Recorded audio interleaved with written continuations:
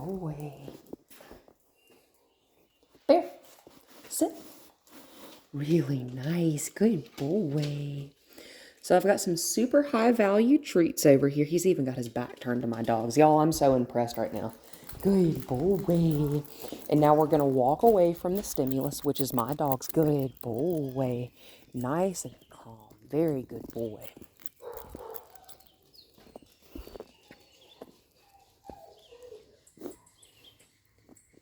Bear. Good boy. Sit. Good boy. I'm going to ask him to sit before I give him that treat. Good boy.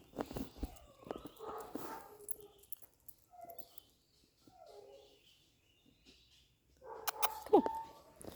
There's a golden doodle in my house that is making 90% of that sound that you hear in the background. So yeah, sounds like a big dog, huh?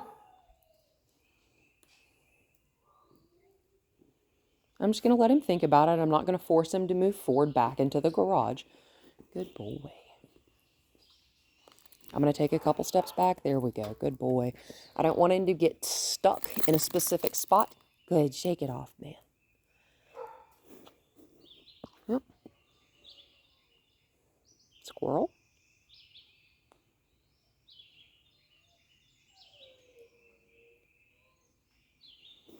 Come on. I'm going to give him a second to think about it. Come on.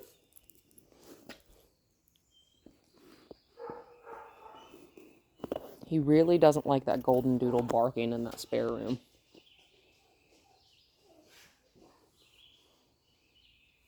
I'm just going to move him around. Come on. Thank you. Good boy. Come on. Good boy. Come on. Not going to force him to go forward if he doesn't want to. Not a problem. Come on. So why am I not encouraging him more to move forward?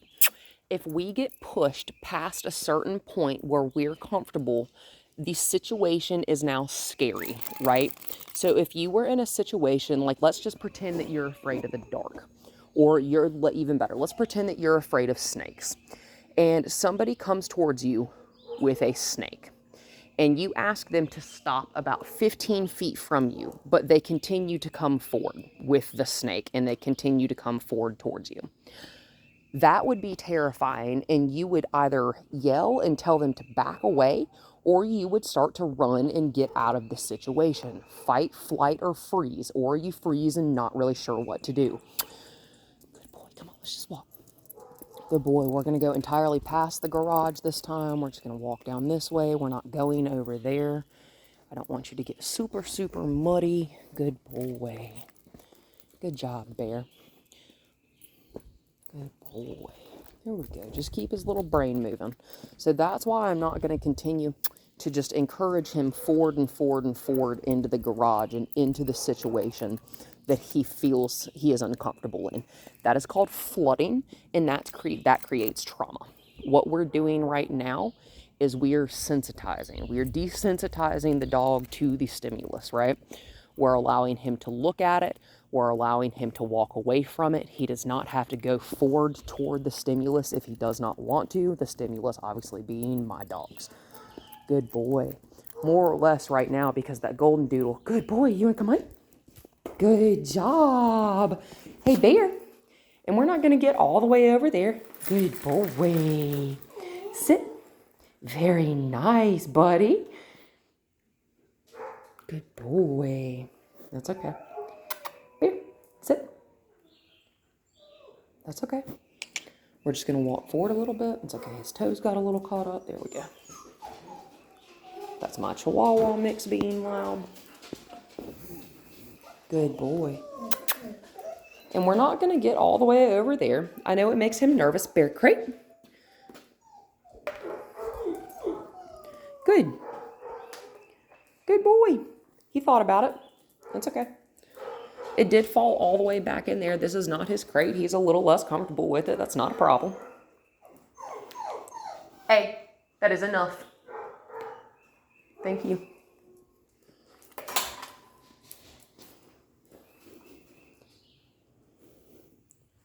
Good, that's okay. Good boy. Make what you, if the dog doesn't want to do what you're asking, makes the task simpler. Good boy. Good boy. Good boy. Nice, calm, easy, gentle voice, right? We got a little bit of a tail wag. See, we got a little bit of a pickle wiggling. That's okay. My bad. I'm just going to, my bad. Now, if he goes all the way in there, there are 3 treats in the back of that crate that he hasn't wanted to go get yet. If he gets all the way in there, good boy, Bear.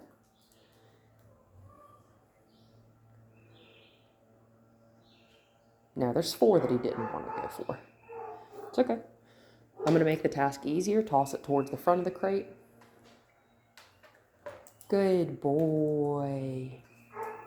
Now, why am I asking him to go into a crate that I'm not actually going to put him in? I'm getting him to think. See how he just shook off any tension that he had in his body? He realized, oh, she's not trying to force me in that box that I'm not necessarily comfortable in. No, I'm not. I'm just going to let you look at it, let you think about stuff.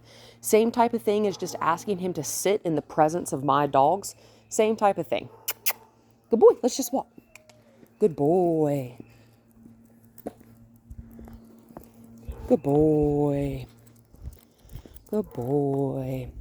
Asking him to think in a situation where he may be a little bit more stressed out, like the situation we're doing right now. Good boy.